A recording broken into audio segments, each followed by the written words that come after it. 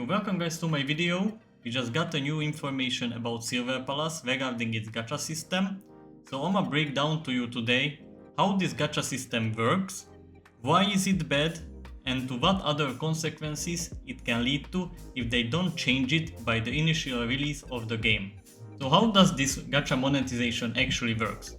So they basically copied Endfield gacha system. So we have two separate PTs, right? So one we have for the 50-50, it's 80 pulls, you get a 50-50, and we have a separate PT for guarantee at 120 pulls. So objectively looking at it, right, it mathematically feels like it's better like Genshin or Zenless, where you have like 180 pulls for the guarantee, or like in Wuthering Waves, where you need to pull like 160 times for the guarantee.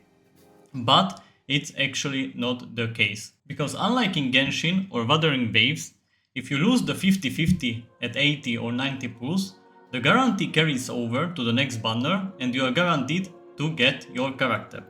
But in Endfield, if you pull 80 times and you lose the 50-50 and you don't have another 40 pulls to guarantee your character, then after the reset, after the next banner, it comes, the guarantee resets to 120 pulls and all your other pulls you spent on this character actually goes to a waste. So now you might be wondering, you just need to have exactly 120 pulls and just don't pull until you have the guaranteed amount, but this is the problem, because it takes away the hype of the people. So unlike in Wuthering Waves or Zenless, even if free-to-plays or small spenders, right, they have actually a chance to get the character early or get the character by winning a 50-50. So even if they don't have the 160 pulls or the 180 pulls, they might just have like 80 pulls, but they are still hyped for their character because they can try and win the 50-50 or get it early.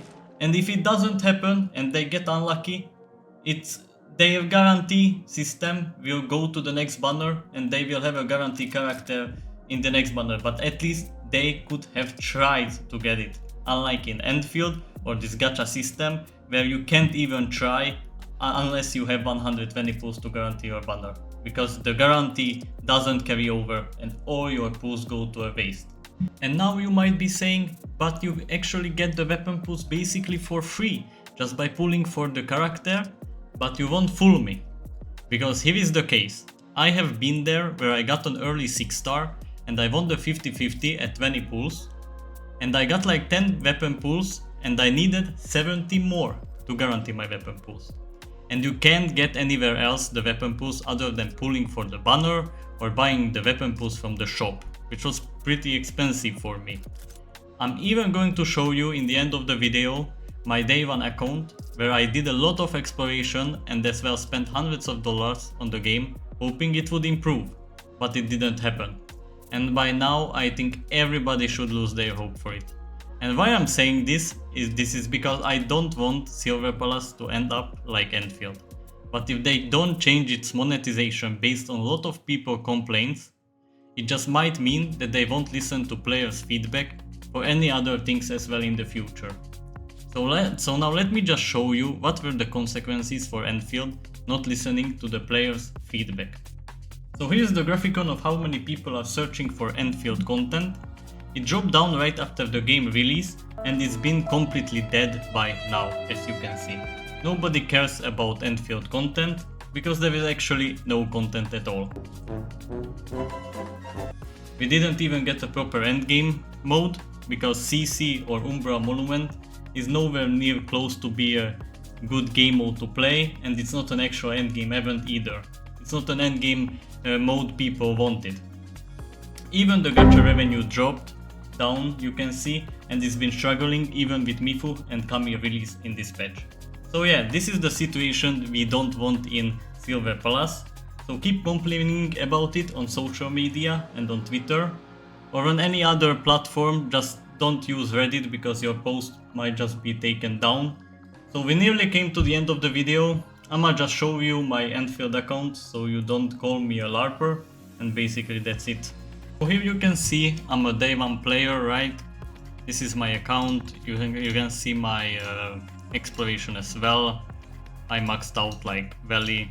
I like everything here. I'm not gonna show you all because like everything. I even started walling, but I didn't end up exploring these areas because right now I lost hope for this game and I stopped playing, to be honest. You can see my energy at full also. Here you can see that I topped up as well. I'm not a free to play. I bought a couple of bundles as well. So yeah, that's it. So yeah, I even pulled for character dupes and I also pulled for signature weapons, as you can see. So I really like this game. I spent a lot of money, a lot of time on this, but I end up not liking this game in the current state. So yeah. So all I want to Silver Palace don't end up like this game, and I want them to change the monetization. So that's all what I want. Thank you guys for watching the video, and I guess see you in the next one. Bye.